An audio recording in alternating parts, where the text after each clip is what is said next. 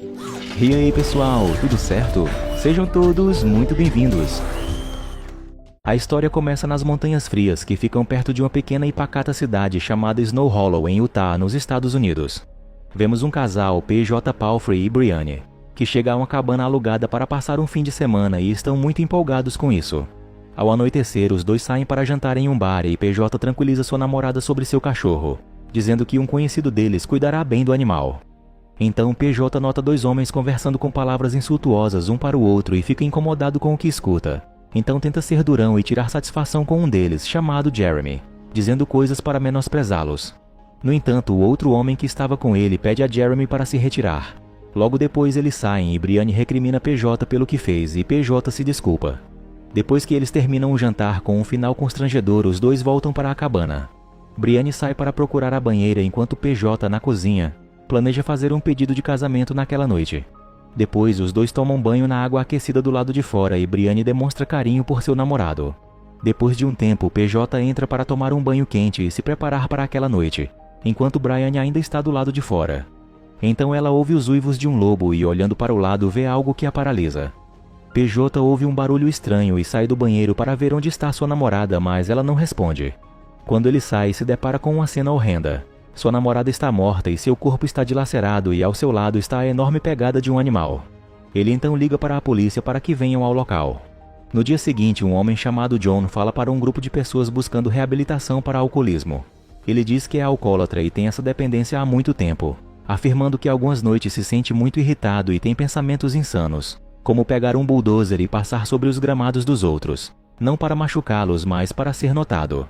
De repente, ele é notificado de algo em Cold Hollow. Logo descobrimos que ele é um policial e foi chamado para a cena do crime.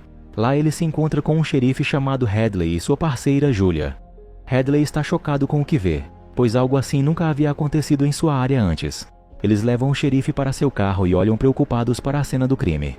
Momentos depois, o xerife conversa com um repórter e diz que eles não precisam se preocupar, já que incidentes em sua cidade acontecem apenas a cada 2 anos e que este é um caso isolado e eles já estão atrás dos suspeitos. O xerife vai para seu escritório e John, que é seu filho, o tranquiliza de que ele se saiu bem naquele dia. Hadley diz a seu filho que durante seu longo serviço ele nunca viu um corpo naquele estado. John diz que isso é apenas mais um caso de assassinato e que ele irá atrás dos culpados. A policial Julia interroga Jeremy, que conta sua versão sobre a noite anterior. Ele fala sobre a discussão que teve com o namorado da vítima, mas que não tem nada a ver com o que aconteceu. Em outro local, conhecemos Hannah, uma instrutora de esqui que está orientando um grupo de pessoas nas pistas. Momentos depois, ela conversa com algumas pessoas e olha de forma estranha para alguém à sua frente. Julia, naquela noite durante o jantar, analisa o caso da morte de Brianne, olhando para as fotos tiradas do corpo. À noite, com a lua ainda cheia, Hannah vai até seu carro para ir embora quando ouve algo parecido com um uivo distante. Ela continua olhando na direção de onde veio o som sem dizer nada. Ela vai para o carro e ouve barulhos novamente, só que agora mais próximos. De repente, algo aparece diante dela e, assustada, ela corre. Não conseguindo se esconder dentro do carro, ela tenta desviar da criatura para não ser pega, mas sem ter para onde fugir, tenta escapar correndo, mas infelizmente a coisa a captura violentamente, arrancando um de seus braços. Então vemos esse ser humanoide monstruoso que parece ser um lobisomem, completamente peludo, alto e com cabeça de lobo. Em seguida, ele finaliza sua vítima. No dia seguinte, os colegas de John o chamam novamente, e ao chegar ele vê outra cena lamentável. John acha que ainda é um assassino em série, mas Gutierrez diz que estão dizendo que pode ser um grande urso. Em uma cafeteria, John e os outros policiais chamados Gutierrez, Bo e Chaves falam sobre o caso e discutem a possibilidade de ser um animal. Então o policial Gutierrez diz que deveriam deixar os federais cuidarem do caso. John, por sua vez, diz que deveriam cuidar do caso, mas Gutierrez insiste que poderia ser um grande urso. A situação chateia John, pois é demais para ele. E para piorar, eles ficam sabendo que ninguém conseguiu saber quem é a vítima, pois a cabeça foi removida, mas que por meio da impressão digital eles logo descobrirão quem é. John, em seu novo papel substituindo seu pai, tem muitas dores de cabeça e está impaciente com seus colegas. No dia seguinte, ele vai ao velório da falecida e é questionado sobre onde estão os policiais que não estão fazendo nada a respeito. Um homem então grita para John dizendo para encontrar a pessoa responsável por esses crimes rapidamente. Uma vez em casa, John olha em sua despensa lutando para não ir lá, mas não resistindo vai até lá e cai na tentação de beber álcool novamente. No dia seguinte, Julia se preocupa com seu amigo, prepara algumas coisas para ele e leva até John, que está mais calmo. Seu pai está lá e sugere que chamem alguém com experiência em animais, mas John não quer acreditar que seja um animal. Chaves diz que poderia ter sido um lobo, até mesmo a besta das histórias de lobisomem. No entanto, John ainda insiste que não é algo assim, pois acredita que é um cara que vai encontrá-lo e matá-lo. Chaves afirma que tem pegadas de animal no local, mas John, psicologicamente desequilibrado, insulta seu parceiro, que fica furioso com ele. Hadley chama John para conversar e aconselha que a equipe precisa dele com a cabeça no lugar.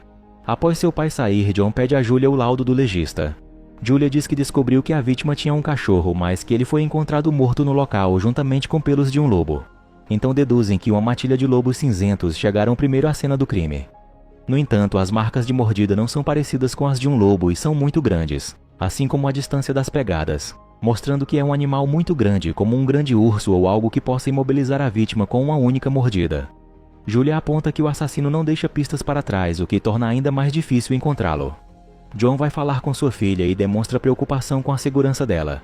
Ela, no entanto, diz que ainda tem spray de pimenta com ela. Jenna, percebendo que seu pai está muito preocupado com a cidade e que ele está agindo diferente, diz que ele não é o único responsável por proteger a cidade. Ele se justifica dizendo que queria mostrar esforço e dedicação, que ele sabe como ganhar uma medalha por isso. Jenna, conhecendo a história de seu pai, pergunta se ele não está agindo assim por causa de sua mãe, que o abandonou quando ele ainda era criança e que talvez se conseguir prender quem está cometendo esses crimes de alguma forma, isso mostraria à mãe que ela estava errada. John responde que não é isso e então se despede. No dia seguinte, dentro do carro, ele conversa com Julia e pergunta se ela também acredita que é um homem o responsável pelo crime. Julia responde que sim, mesmo eles tendo as pegadas de um animal, mas que deveriam perguntar sobre a outra opção que Chaves pensa que seja. De repente, algo é jogado contra o carro, assustando os dois. Ao saírem, Julia diz que era uma lata de cerveja, mas não conseguem encontrar quem a jogou. Então vemos um lobo indo para um trailer onde mora um homem desconhecido que está consumindo coisas ilícitas. Momentos depois, John e Julia vão à casa de PJ, onde ele diz que saiu da cidade para relaxar a cabeça e afirma que não matou sua namorada. PJ também está insatisfeito com os resultados da polícia, mas Julia pergunta se ele se lembra de algo suspeito na noite do assassinato. PJ diz que não e que também não viu nenhuma criatura e está cansado de lhe fazerem tantas perguntas sem resultado. Julia então entrega alguns pertences de Brianne e PJ chora ao se lembrar de sua falecida namorada, sendo confortado por sua mãe. Julia o deixa e antes que John também saia, PJ pede que se encontrarem um acusado não o prenda, mas o mate.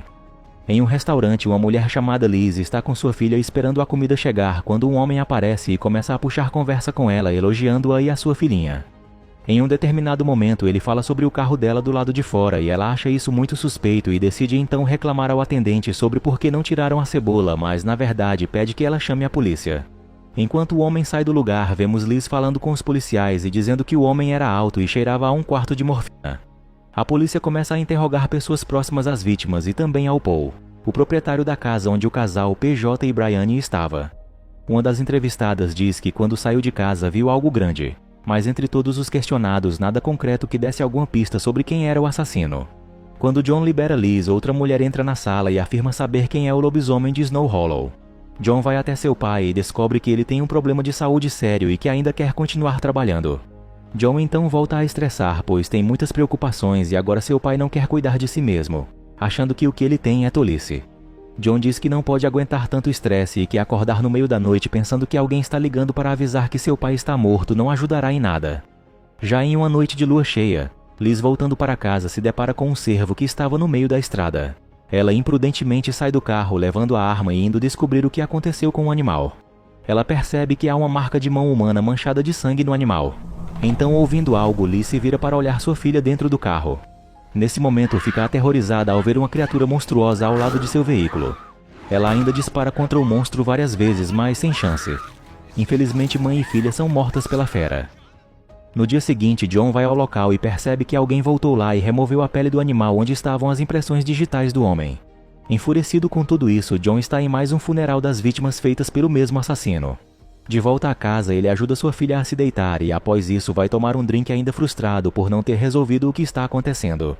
John então bebe algumas cervejas e, não satisfeito, vai ao banheiro e estranhamente bebe enxaguante bucal. Quando retorna à cozinha, bate a cabeça no micro-ondas e cai em cima do fogão. Na manhã seguinte, vemos o mesmo homem desconhecido queimando um corpo e em seu braço, vemos uma tatuagem de um lobo. John, por outro lado, já acordado, vai à biblioteca pesquisar mais sobre a lenda do lobisomem, na qual seus amigos acreditam ser responsável pelas mortes das vítimas. Ele descobre que essa história remonta à Idade Média, onde as pessoas da cidade encontraram o corpo de uma mulher similar ao que John viu recentemente. Então as pessoas não acreditaram que homens poderiam fazer isso. Ele passa a noite pesquisando sobre o assunto e acaba adormecendo. Ele começa a alucinar com mulheres mortas e de repente acorda com o bibliotecário chamando-o.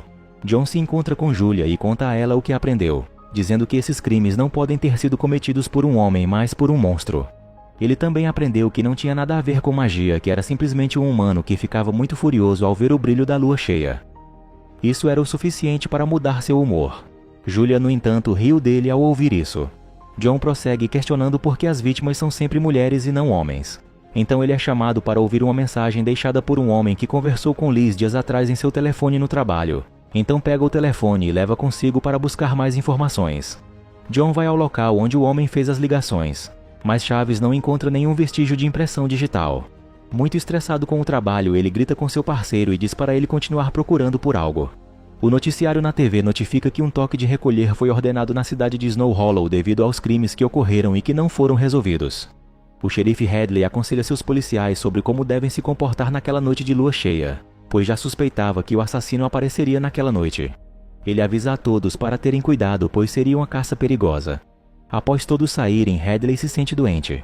John quer chamar um médico, mas o xerife diz que está bem e quer ir com eles. Mas John fala com seu pai e diz que não quer que ele esteja nessa situação de perigo também por causa de sua doença. Então, por fim, aceita o pedido de John e deixa que ele vá sem ele. John, antes de sair, pede à policial ou secretária que chame uma ambulância para levar o xerife. Então ele parte em busca de encontrar o assassino, ou seja lá o que for.